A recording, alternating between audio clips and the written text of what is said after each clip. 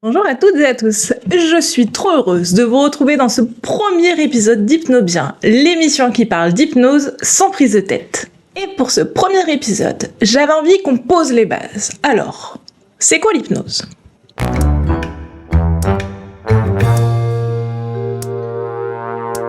En fait, la définition n'est pas si simple. Et on va commencer par ce que l'hypnose n'est pas. L'hypnose, ce n'est pas du sommeil. Voilà, maintenant qu'on a posé les bases, on va pouvoir affiner.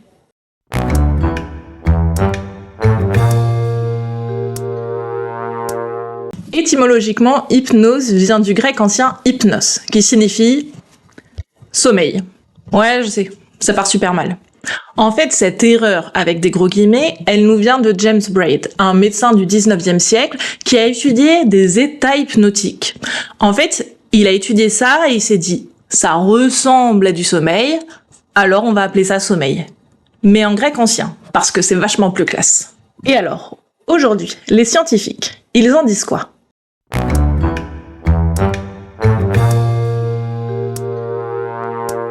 En fait, il y a deux camps. Ceux qui pensent que l'hypnose est effectivement un état modifié de conscience, et ceux qui pensent que c'est juste une question de suggestibilité et de contexte social. Et pour départager tout ça, des chercheurs ont mené des expériences plutôt corsées. Genre, on a hypnotisé des gens, on les a brûlés et puis on a regardé ce qui se passait dans leur cerveau. Ouais, juste ça. Dit comme ça, c'est vrai que j'exagère peut-être un tout petit peu. Alors voici ce qui s'est réellement passé. La première expérience. Des chercheurs ont voulu tester l'impact de l'hypnose sur la douleur. Pour ça, ils ont recruté un groupe de volontaires et leur ont appliqué une source de chaleur, histoire de les brûler un peu. Je vous rassure, rien de méchant. Ensuite, ils ont demandé à ces volontaires d'évaluer leur douleur sur une échelle de 1 à 10. Puis, direction l'IRM pour voir ce qui se passe dans leur cerveau. Et l'opération a été répétée 3 fois. Une fois dans l'IRM sans hypnose, la deuxième fois sous hypnose avec une suggestion de réduction de la douleur, et la troisième fois toujours sous hypnose, mais cette fois-ci on leur a suggéré que la douleur était encore plus intense. Oui, on leur a carrément fait croire que ça faisait encore plus mal. Dans les 3 situations, le cerveau a bien intégré le fait qu'il y avait une sensation de chaud. En résumé, l'hypnose ne bloque pas le signal de la douleur, puisque le cerveau a toujours eu la sensation de cette chaleur. En revanche, les régions impliquées dans la gestion émotionnelle de la douleur sont moins actives sous hypnose. Ce qui suggère que l'hypnose active bien un état cérébral distinct, qu'on appelle entre nous état modifié de conscience. Et ce n'est pas tout. Il y a une autre étude de 2017 qui montre qu'effectivement, l'hypnose c'est bien un état neurologique différent de la simple relaxation ou de la concentration profonde. La deuxième expérience. D'autres chercheurs ne sont pas du tout d'accord avec cette théorie. Parmi eux, il y a un certain Nicolas Panos, un psychologue spécialisé dans l'hypnose. En 1986, notre Nicolas Panos, il se pose et il se demande « Et si l'hypnose, finalement, c'était pas un état modifié, mais plutôt une question de contexte social ?» Pour tester ça, il va réaliser une expérience. Il va prendre 2 groupes de volontaires. L'un est hypnotisé, l'autre le n'est pas, mais croit qu'il l'est. Puis, il va leur demander de réaliser différentes tâches. Ressentir une douleur, bouger un bras de manière involontaire, etc. Résultat, les 2 groupes ont réagi exactement de la même manière. En gros, le simple fait de croire qu'on est hypnotisé aurait les mêmes effets que l'hypnose en elle-même. Panos a refait plusieurs fois cette expérience avec différentes variantes, et à chaque fois, les résultats ont été identiques. C'est ce qui lui a fait dire que l'hypnose, c'était plutôt une question de suggestibilité et d'implication. Plus on croit à l'hypnose, plus ça fonctionne.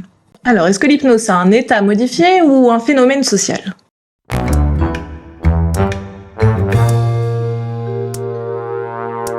En fait, encore aujourd'hui, la question est ouverte. Et il y a même une 3e voie. Certains chercheurs pensent que l'hypnose modifie effectivement les mécanismes du cerveau, mais que l'influence sociale joue un rôle clé dans l'amplification de cet état. C'est un peu comme un film d'horreur. Tu vois, il y a l'histoire en elle-même qui fait peur. Mais t'as aussi la musique, l'ambiance, la lumière qui font que ça rend l'histoire encore plus effrayante. Par exemple, imagine que t'es seul chez toi. Il fait nuit. Il pleut. T'es en train de mater un film sur un écran géant et tout d'un coup, un zombie hyper effrayant. Tu l'as ?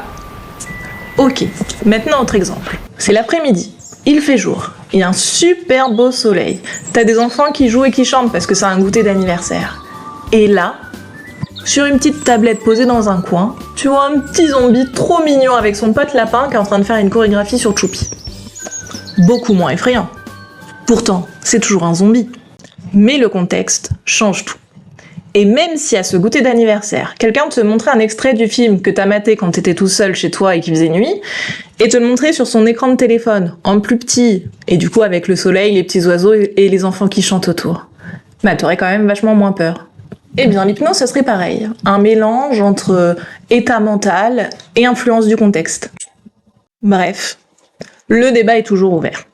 Pour simplifier les explications dans cette émission, on va garder la notion d'état modifié de conscience. Pourquoi ? Déjà, parce que c'est mon émission, parce que les études le montrent et que personnellement, j'ai expérimenté l'hypnose, forcément, et qu'on peut pas dire que ce soit un état normal ou un état proche de quelque chose qu'on connaît.